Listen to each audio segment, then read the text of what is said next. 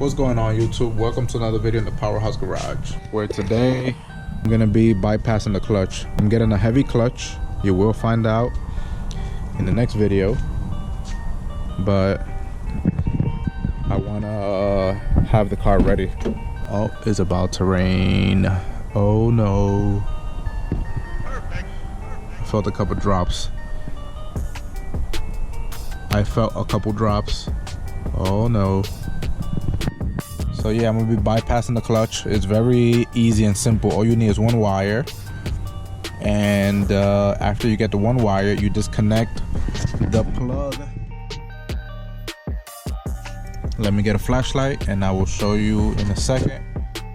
Before it comes down, hopefully I can do this. It already started drizzling.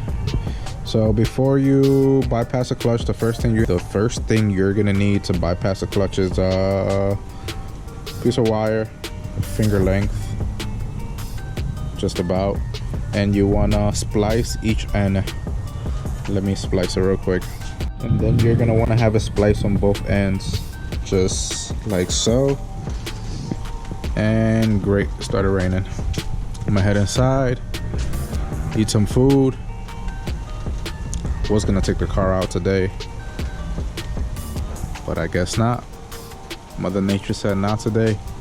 2,000 years later. Okay, so here's a little wire that I have, so I could bypass the clutch. All you have to do, well, in the RSX, and to remove this panel, we gotta do is just turn this clockwise. Pull this panel out.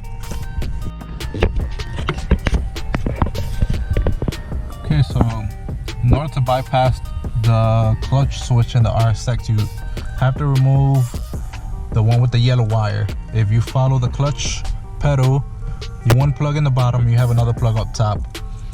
It has a yellow pigtail, and you want to put the two wires on each terminal. Let me do that real quick. And moment of truth.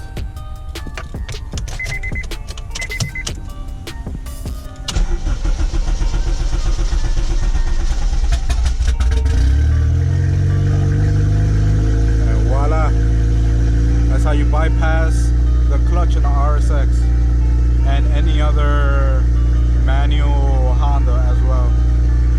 Pretty much any stick shift. So loud.